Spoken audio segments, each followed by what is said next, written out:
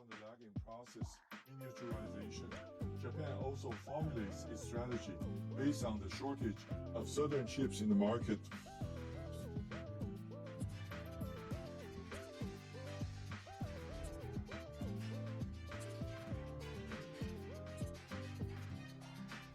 Minutes ago, Japan revealed a shocking plan. A colossal amount of money will be poured into semiconductors and artificial intelligence over the next 10 years. This move isn't just ambitious, it's a desperate attempt to catch up in a high-stakes race against tech giants like Taiwan and South Korea. But where's all that money really coming from? And will it be enough to overcome their rivals who are years ahead? Tune in as we uncover if this risky gamble can actually pay off or lead to a painful crash. Japan breaks into the AI and semiconductor giants league. Prime Minister Shigeru Ishiba decided to throw around a staggering $65 billion to boost the country's semiconductor and artificial intelligence sectors over the next decade. Sounds impressive at first glance. Well, let's break it down for you, because beneath the shiny exterior, it's not all glitter and gold. What if I told you that this ambitious investment might not be entirely about technology? There's a hidden motive at play, one that could reshape the country's position on the world stage in ways no one saw coming. But we'll get to that soon. The overarching goal here is to ignite over 50 trillion yen in public and private investments. That's a mind-boggling amount of money, enough to make your head spin if you think about it too much. The focus seems to be on this highly ambitious Rapidus chip foundry project, which aims to churn out some advanced high-tech chips by collaborating with IBM and IMEC. The target date for all this magic to happen is the year 2027. Now, if you're getting a whiff of overpromising, you're definitely not alone. These kinds of ambitious ventures tend to look absolutely fantastic on paper, with their glossy projections and high-stakes goals. But the reality of actually delivering on those promises is a whole different ballgame. It's one thing to announce a big, bold plan. It's another thing entirely to navigate the minefield of challenges that inevitably pop up. The money has to come from somewhere, and it's usually the taxpayers who end up shouldering the burden in one way or another. The buzzwords like no deficit bonds might be great for grabbing headlines and making things sound fiscally responsible, but the devil is always in the details. Governments are masters of shifting costs around, and what looks like a clean, neat plan often ends up having a whole set of hidden implications. Whether it's increased taxes, cuts to other programs, or some other convoluted way of reallocating funds, you can bet there will be ripple effects. The bigger picture here is that this move is part of a broader economic strategy, a response to the increasingly chaotic state of global supply chains. The supply chain mess is no secret. It's been worsening, largely due to the escalating tensions between the United States and China. It's like watching two giants playing tug-of-war, and everyone else is just trying not to get trampled. The goal with this plan is to make the country more self-sufficient when it comes to semiconductor production. In theory, that would mean less vulnerability to being caught in the middle of these superpower struggles. It's an admirable idea, but it raises some serious questions. And then there's parliamentary approval. This whole plan still needs to get through the upcoming parliamentary session, which is no small hurdle. There's already talk about drafting specific legislation aimed at next-generation chip production. Bureaucracy being what it is, we all know how quickly, or more accurately, how painfully slowly, these kinds of legislative processes tend to move. Every step is going to be scrutinized, debated, and probably watered down before it gets anywhere close to becoming reality. And let's not forget the various factions within the government, each with their own agendas, interests, and opinions on how things should be done. Navigating that minefield is going to take some serious finesse. It's easy to make these big, headline-grabbing announcements, but actually getting all the pieces to align, getting all the stakeholders on board, and pushing everything through the layers of red tape is a massive challenge. It's the kind of challenge that has a high potential for setbacks, delays, and disappointments. Speaking of challenges, let's not overlook the broader global landscape. The semiconductor industry is notoriously volatile. It's highly dependent on raw materials, specialized equipment, and skilled labor. All of these things are affected by geopolitical shifts, economic downturns, and technological breakthroughs. When you're dealing with semiconductors, You're dealing with one of the most complex and interdependent industries out there. The supply chain issues we're seeing today are partly due to the complexity of manufacturing these chips. Everything from sourcing rare earth materials to the highly intricate process of fabricating the chips themselves. The country wants to become a significant player in this field, but doing so means diving headfirst into this whirlwind of complexity. Then there's the competition. Taiwan and South Korea aren't going to just sit around and let the country muscle in on their turf. These countries have a massive head start, not just in terms of the technology they've developed, but also in terms of the infrastructure, supply chains, and talent they've built up over the years. They've got the expertise, the manufacturing capacity, and the global networks that are incredibly difficult to replicate. The country's trying to break into an industry where the barriers to entry are about as high as they come. It's going to take more than just money. It's going to take time, innovation, partnerships, and a bit of luck. And even then, success isn't guaranteed. The semiconductor market is fiercely competitive, and the major players are not going to give up their dominance without a fight. Let's talk a bit more about Rapidus, the chip foundry venture that's at the heart of this plan. The name might be catchy, but the expectations being placed on this venture are nothing short of enormous. The goal is to collaborate with IBM and IMEC to produce cutting-edge chips by 2027. But we've seen these kinds of ambitious timelines before, and more often than not, they end up getting pushed back, sometimes by years. Producing advanced chips isn't like putting together a jigsaw puzzle. It's a deeply complex process that requires precision, expertise, and the right kind of environment. There are countless factors that could cause delays, technological setbacks, supply chain disruptions, or even just the time it takes to train a workforce capable of handling such sophisticated production. It's one thing to set a target date. It's another thing entirely to hit that target without stumbling over the myriad obstacles that are likely to pop up along the way. Moving forward, we'll analyze the potential consequences of these investments on the country's future. Full push for semiconductor self-reliance. A lot of these big, high-tech initiatives tend to overlook one crucial element: the people who are actually going to be doing the work. Training workers, attracting top talent, and retaining that talent in a highly competitive global market is going to be a major challenge. And if there's one thing we know about tech talent, it's that they go where the opportunities and the paychecks are the best. Competing with the likes of Taiwan, South Korea, and even the United States for top semiconductor talent is going to be a tall order. The other aspect worth considering is the geopolitical landscape.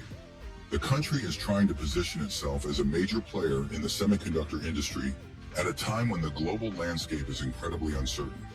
The ongoing tensions between the United States and China have already had a significant impact on global trade, and the semiconductor industry has been caught right in the middle of it.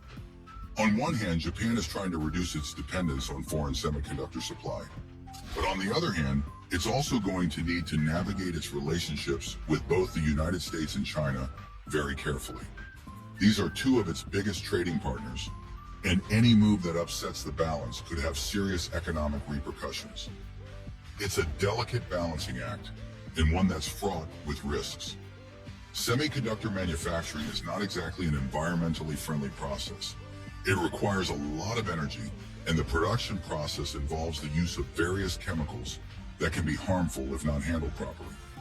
With the world becoming increasingly focused on sustainability, there's going to be a lot of scrutiny on how Japan plans to manage the environmental footprint of this expanded semiconductor industry. The last thing the government wants is to pour billions into this initiative only to face backlash over environmental concerns. Balancing the push for technological advancement with the need for environmental responsibility is going to be yet another challenge that this plan will have to address. And let's not forget the broader economic context. The economy has been struggling with stagnation for years, facing a shrinking workforce, an aging population, and sluggish growth. Throwing $65 billion into a high-risk industry like semiconductors is a bold move, but it's also a risky one. If it pays off, it could help revitalize the economy, create jobs, and position Japan as a leader in a critical industry. But if it doesn't, that's a lot of money down the drain potentially leaving the government in an even more precarious financial position. It's a gamble, and one that comes with significant risks. This plan from Prime Minister Ishiba is big, bold, and ambitious. It's the kind of announcement that makes headlines and gets people talking. But beneath the surface, it's full of uncertainties, challenges, and risks. The semiconductor industry is complex, competitive, and fraught with obstacles. The funding might not come from deficit bonds, but that doesn't mean there won't be financial implications for the Japanese people. The timeline is ambitious, but there are countless factors that could cause delays or derail the plan altogether. And the global landscape is anything but stable, with geopolitical tensions and economic challenges that could have a significant impact on the success of this initiative.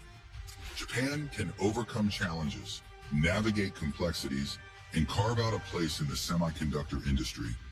It's a bet that could pay off massively, positioning the country as a key player in one of the most important industries of the future. But it's also a bet that could fizzle out, leaving behind nothing but unfulfilled promises and a hefty price tag.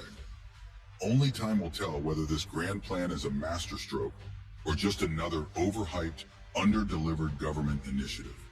The nation's approach to artificial intelligence regulation has been characterized by a balance between fostering innovation and addressing potential legal and ethical concerns. This strategy has evolved over time, reflecting a commitment to integrating AI into society while safeguarding public interests. In the initial stages, the country adopted a soft law approach to artificial intelligence governance, emphasizing non-binding guidelines and principles over strict regulations. This method aimed to encourage technological advancement without imposing rigid constraints that could hinder innovation. For instance, the Ministry of Economy, Trade and Industry released the Artificial Intelligence Governance version 1.0 in January 2021, which outlined the nation's stance on artificial intelligence principles and rulemaking. This document was later updated to version 1.1, incorporating feedback from various stakeholders to refine the guidelines. Recognizing the need for more structured guidance, METI issued the Artificial Intelligence Guidelines for Business version 1.0 in April 2024. These guidelines provide comprehensive advice for entities involved in developing, providing, and using artificial intelligence, including public organizations. The aim is to ensure that artificial intelligence technologies are implemented responsibly and ethically across various sectors. A significant legal repercussion in the history of artificial intelligence pertains to intellectual property and copyright issues. Relatively lenient copyright laws have allowed developers to utilize copyrighted materials for training AI models without explicit permission from rights holders. This has attracted global tech companies to Japan, but has also raised concerns among local creators about potential exploitation in the erosion of creative rights. In response to these concerns, the Agency for Cultural Affairs released new guidelines in March 2024, outlining scenarios where artificial intelligence companies could be held liable for copyright infringement. However, these guidelines stop short of recommending revisions to existing laws, leaving some creators dissatisfied with the level of protection afforded to their works. To better understand Japan's future prospects, let's shift our focus to its evolving strategy on AI governance. Hesitant dance with AI personhood. The question of legal personhood for AI entities has been a topic of academic and legal debate. Discussions have centered on whether systems can be granted legal personhood, allowing them to own property or be held liable for their actions. While some countries have explored this concept, legal personhood for artificial intelligence has not been recognized, maintaining that liability and ownership should rest with human individuals or corporate entities. There has also been exploration into the application within the legal sector. Research activities have focused on developing legal expert systems and utilizing AI for legal reasoning and knowledge representation. These initiatives aim to enhance the efficiency and accuracy of legal processes, reflecting a broader trend of integrating artificial intelligence into various professional domains.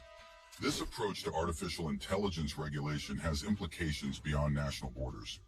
During the Group of Seven Hiroshima Summit in May 2023, Discussions among Group of Seven leaders included topics such as copyright protection and combating misinformation related to artificial intelligence. The stance on artificial intelligence governance, emphasizing a balance between innovation and regulation, influenced these international dialogues and contributed to shaping global artificial intelligence policies. Looking ahead, Japan continues to refine its AI policies, considering both domestic needs and international trends. The government has established the AI Strategy Team and the AI Strategy Council to address various issues related to artificial intelligence, including risk management and the development of AI capabilities.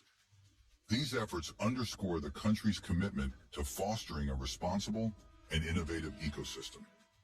In summary, the legal landscape concerning AI has evolved to address the complexities of integrating advanced technologies into society.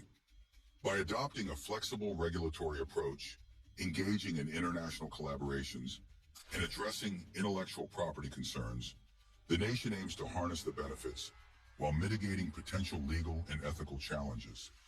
Japan has emerged as a significant player in the global artificial intelligence landscape, with several companies leading advancements across various sectors. These organizations are leveraging AI to drive innovation, enhance operational efficiency, and address societal challenges. SoftBank Group, headquartered in Tokyo, is a multinational conglomerate with substantial investments in technology and AI. Through its Vision Fund, SoftBank has invested in numerous startups and established companies, fostering innovation in robotics, telecommunications, and e-commerce. Notably, SoftBank Robotics developed Pepper, a humanoid robot capable of social interactions, showcasing the company's commitment to integrating AI into everyday life. Founded in 2014, Preferred Networks focuses on deep learning and its applications in transportation, manufacturing, and healthcare.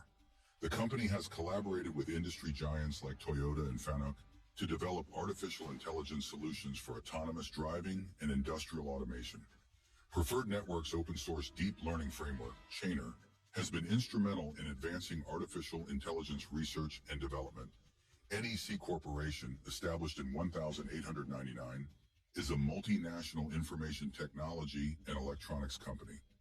NEC has been at the forefront of artificial intelligence research, developing solutions in areas such as facial recognition, cybersecurity, and data analytics. The company's artificial intelligence technologies are applied in various sectors, including public safety, finance, and retail, enhancing operational efficiency and security. Fujitsu is a leading information and communication technology company that has integrated AI into its services and products. The company offers solutions in fields like healthcare, manufacturing, and finance. Fujitsu's AI platform, Zenrai, provides tools for machine learning, deep learning, and natural language processing, enabling businesses to harness improved decision-making and innovation. Hitachi, a diversified multinational conglomerate, has been investing in AI to enhance its product offerings and services. The company utilizes it in sectors such as transportation, healthcare, and energy. Hitachi's initiatives include predictive maintenance systems, energy management solutions, and smart city projects, contributing to societal advancements through technology. Sony has been integrating AI into its consumer electronics, entertainment, and imaging products. The company employs artificial intelligence in areas like image processing, gaming, and music recommendation systems. Sony's AI-powered cameras and audio devices offer enhanced user experiences, demonstrating the company's commitment to innovation. Works Applications specializes in enterprise resource planning, ERP software, and has developed AI-based solutions to automate business processes. Their product utilizes machine learning to streamline tasks such as human resources, management, and financial operations, improving efficiency for large enterprises. Ascent Robotics, founded in 2016, focuses on developing artificial intelligence software for autonomous vehicles and industrial robots. The company's artificial intelligence learning architecture, Atlas, enables efficient training simulations, accelerating the development of autonomous systems. Ascent aims to create fully autonomous vehicle software, contributing to advancements in transportation technology. ABJA provides AI solutions for various industries, including retail and manufacturing. Their platform utilizes machine learning to analyze data and optimize business operations. In retail, AI technology assists in inventory management and customer behavior analysis, enhancing operational efficiency and customer experience. Preferred Networks has established subsidiaries like Preferred Robotics and Preferred Computational Chemistry to focus on specific AI applications.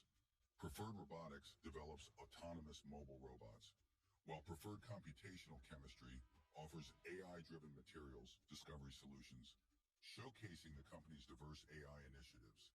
These companies exemplify Japan's robust AI ecosystem, driving innovation and contributing to the global advancement of artificial intelligence across various sectors. Did Japan just make the smartest tech move of the decade, or is this just another expensive illusion? Let us know your thoughts below. Don't forget to like and subscribe.